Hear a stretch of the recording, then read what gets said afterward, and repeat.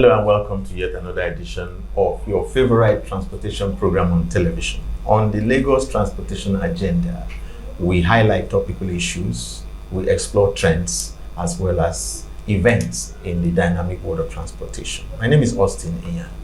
It's no longer news that the Lagos state government is taking its involvement in the aviation sector to a whole new level with the proposed establishment of an airline as well as the Lagos airport. Today on the show, I have a guest who is an expert, basically, and a key player in the aviation industry to talk about the implications of this move by the Lagos state government in the person of Mr. Olumide Ohunayo. Mr. Ohunayo is the secretary of the Aviation Roundtable. Welcome to the program. Thank you for having me. Mr. Ohunayo and I will be discussing, as I said, the implication of the Lagos State's proposed venture into the aviation industry after this time out, when the Lagos Transportation Agenda returns. Please stay with us.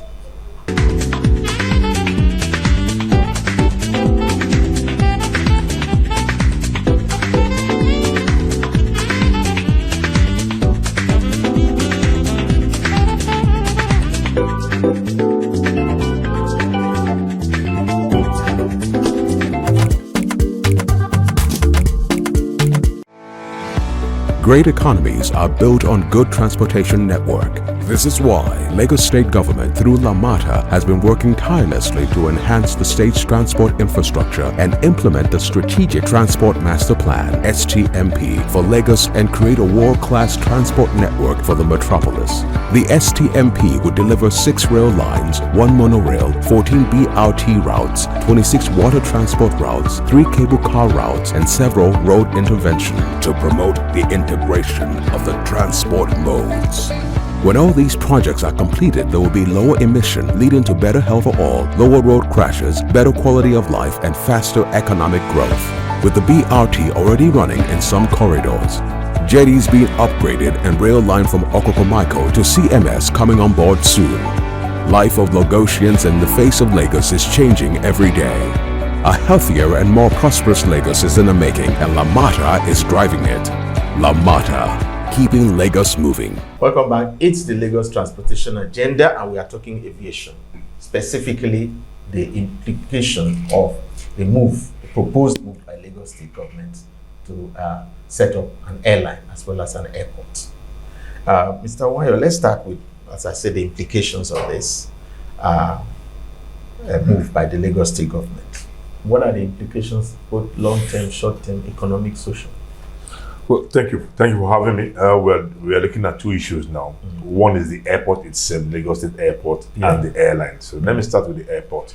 For the airport, they've gotten approval from the federal government to start building an airport. Yes. So what we don't know is that in the past, I know states are only allowed to build cargo airports. Yes.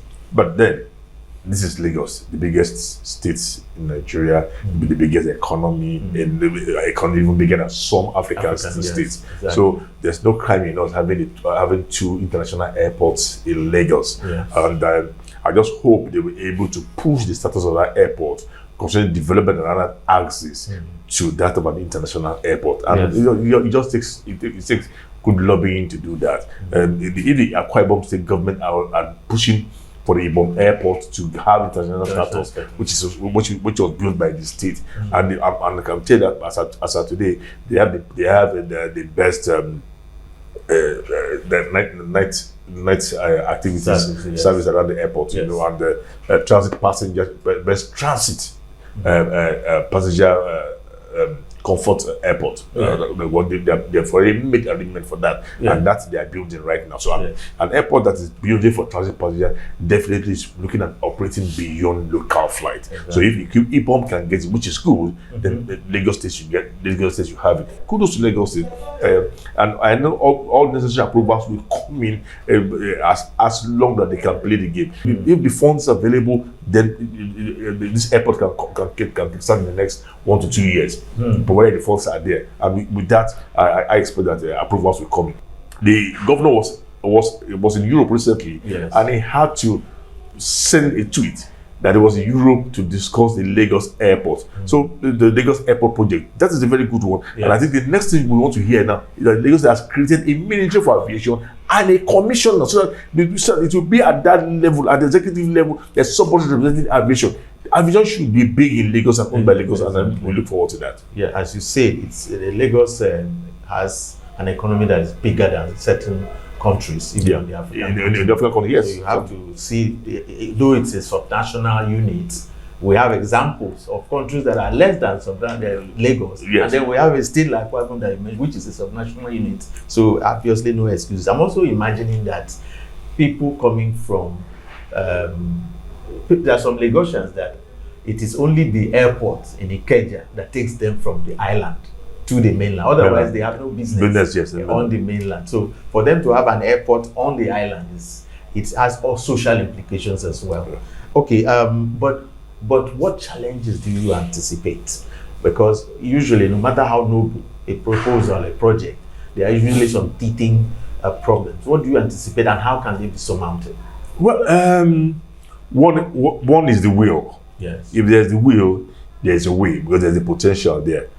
Another thing I see that might be a problem is the present issue of the scarcity of forex, and in this business, when it comes to aviation, it's dollar denominated. Yes. So I think they will need that. They will need that forex to be able to pull through the airline and the airport. But then, with when you have enough asset, enough liquid, enough vision and potentials, you find that this issue of forex to finance such projects, would not be that difficult to get, because you have any investor will see what you have on ground and would want to keep doing. But then I think there's an issue that I would want them to quickly to check. That's how to do with the bicotomy agreement with the government that says a new airport cannot spring up in some about 100 of something kilometers, and that's, I think, if that agreement is still standing, they need to clear that gray area, because that's one of the things that has made FAN and bicotomy have a long litigation with respect to with them not having they shouldn't have developed the GAT area, because it's part of the place given to bicotomy. And if you look at the distance, the landmass, there should not be any airport development. I think Lekki is still within that distance, and that is something they need to clear with FAN and management of bicotomy, so we don't have future litigation. But it's a good project. Lagos State should not back down. Lagos State should go ahead, and I can tell you, they have the potential of making it a very strong market. The island is big enough to have a second airport. Lagos is big enough to have a second airport, and that airport should not only be, as I say, it should not only be local. They must prepare the aircraft to be an international airport, and let's see how it goes from there.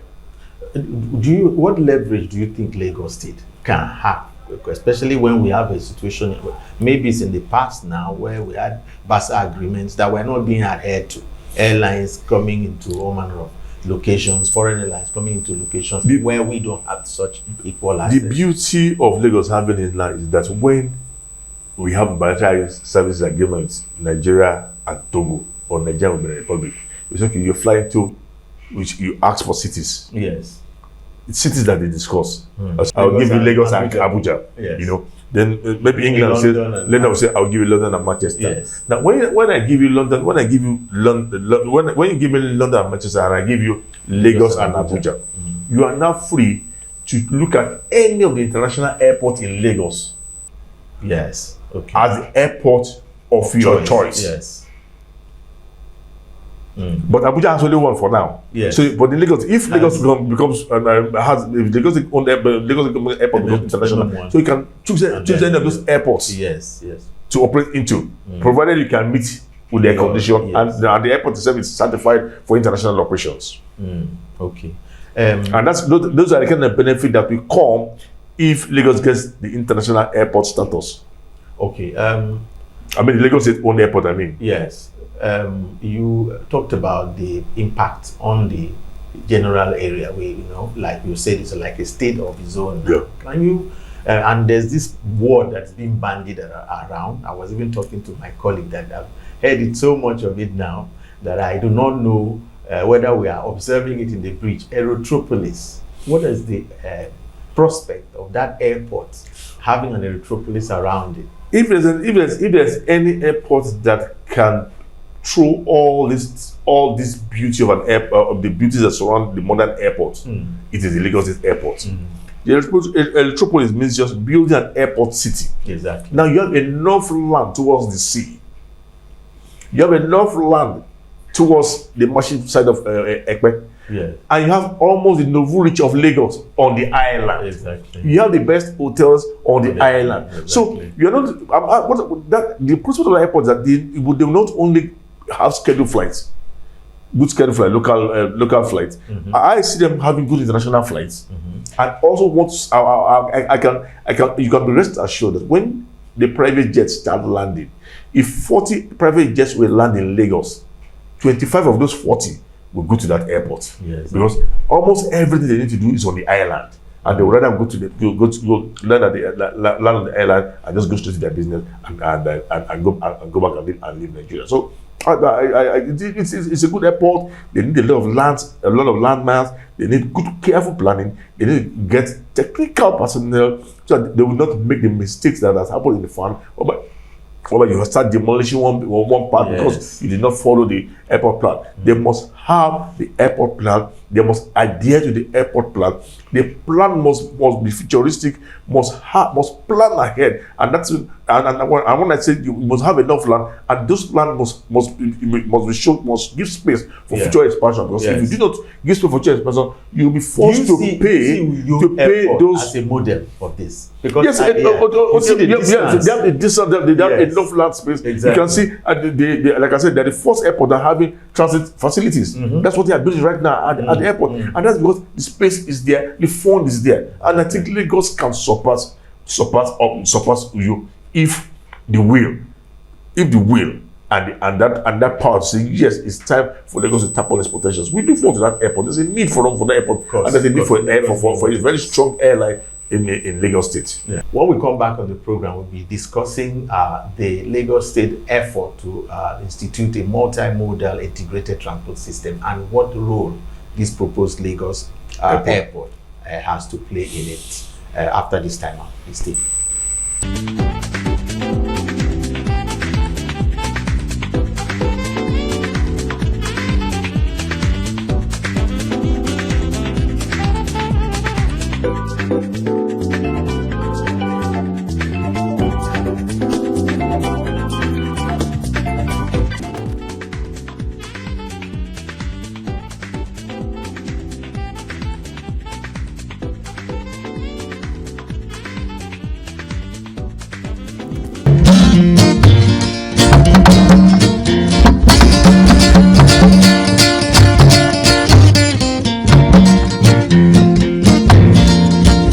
Akété ilé ọgbọ́n, Èkó akété ilé ọgbọ́n, arọ́mọdé dẹ́ kó má má já o, Èkó arọ́mísà lẹ́gbẹ́lẹ́gbẹ́, arọ́mọdé dẹ́ kó má má sá o, Èkó arọ́mísà lẹ́gbẹ́lẹ́gbẹ́.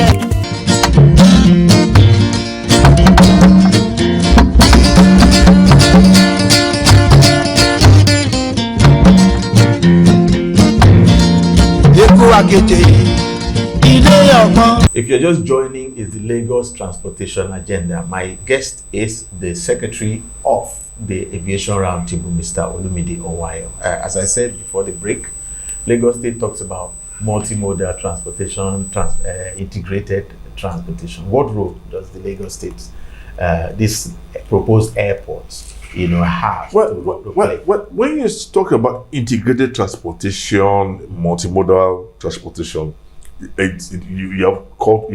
you're typically saying you want to link all the modes of transportation. Exactly. And in linking those modes, it requires linking air, road, rail, and water transportation. Yes. Of all this mode of transportation, the only one that is absent from Lagos State Port right now is that of aviation, and that they have come to. And like I said, that they need to upgrade, create a department, upgrade that department to that of a commissioner, like some of the states in Nigeria have. Ebonyi has, Ebonyi has it, Akwa Ibom has it, and Anambra State to also have it. They need to upgrade that position. The person who will be heading the aviation unit to that of a commissioner. Yeah. So there'll be direct leakage at every federal at every state executive council meeting to present that project. And again, the only way you can build put all this thing together, you need they need to create that aviation department and let that synergy start with the Ministry of Transportation on how to build that synergy. The potentials are there. The water transportation is there. The Lagos Calabar Expressway is passing through that route. Yes. And that also gives advantage to that airport. Yes. Now they're already building a different rail system, linking it, and I'm sure the one that will run onto the Ekpe corridor. Yes. It's there for us. Yes, and you see, another beauty of that airport is that it links the Dangote has been given the go ahead to build a road right from that axis to link the Benin Shagamu Expressway. Yes. With that airport, you are sure that some people going to the east will almost land there, get on their vehicle, or somebody go to maybe Benin, will just get on their vehicle and move straight and hit the express. That's another beautiful advantage. Huge advantage. A week or so ago, my colleagues and I were on the roads and the water talking about the experience that both commuters and operators have with rising airfares. Now, of course, I know the issue of airfare is also a concern for air travelers in Nigeria. So looking at that, now that it's still in its infancy, is it something that you think maybe the operators and all should sit back and say, okay, let's give this airport a competitive advantage, both the airport and the airline, a competitive advantage? Do you see that happening with the economy we have right now? Well, that's left for the Lagos State government. It's not the airline that will give a competitive advantage. It's only the owners of the airport. And you can only give this advantage, but when you maybe grant some concessions in payment and taxes to those that will use the airport. Yes. It's a norm in other airports all over the world. Yes. Let me tell you, any airport built by the public is federal, state, local government, the initial plan is a public service. It's public service utility to provide service for their community. It is not for profitability. Yeah. It is along the line you now begin to work towards profitability. So what they will do is that they should not come to say they are hitting the ground running. With that probably are hitting the ground running and want to start to run. When you begin out of one, those service providers, airlines will flee.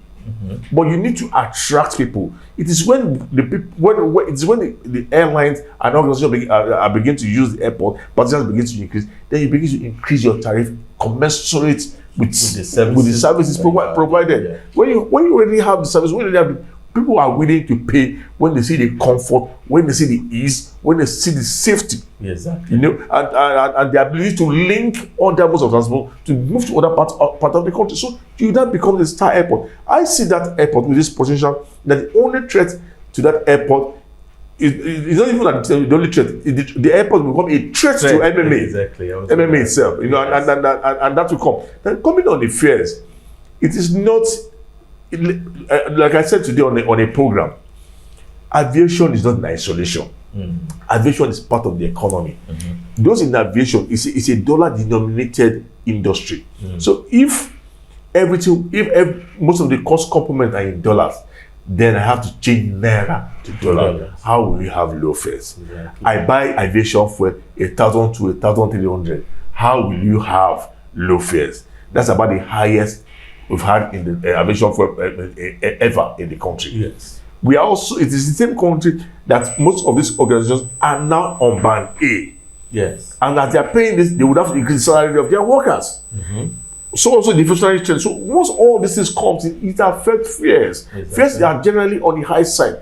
And if the fares are increasing, you are going to discourage people from traveling. Exactly. So the government must find a balance. It's not within the power of aviation to set things straight. Yes. It's for the government to put in necessary economic and financial instruments to ensure that the economy grow, and the economy cannot grow when people are working, when small scale enterprises can operate and employ people, and you're having strong middle class population who after working have enough salary, have enough disposable income to spend on travel. Without the passengers, there is no airline. Exactly. Without the airline, there's no airport or any of the agencies. Without airport and any agencies, there's no revenue economy. Exactly. And when there's no revenue economy, there's no country. Exactly. So this chain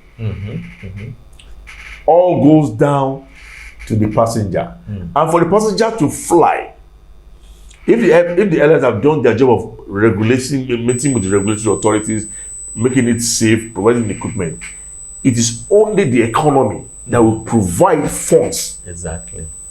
By make them fully employed, bringing down inflation trend, making things available to the citizenry. That's only time they can have that money to fly. It is when they fly, airlines will smile. Exactly. If the airlines begin to smile, the agencies will begin to smile because they now begin to pay their taxes and other charges. Exactly.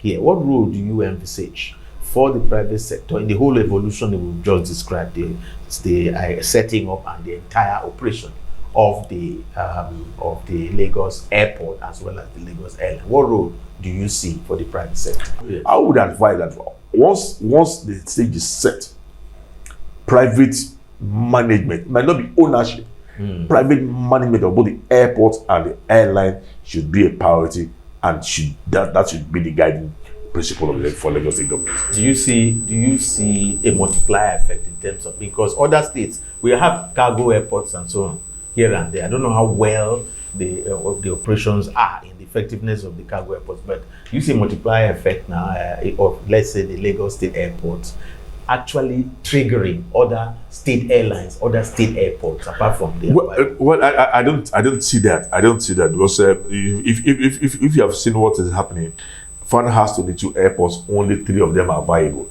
What has happened is that most states have been building airports, have been using public funds, and some of them are using it to siphon money, more than the guys of building airports. So what we have that they will be building airports that are even bigger than what the states require.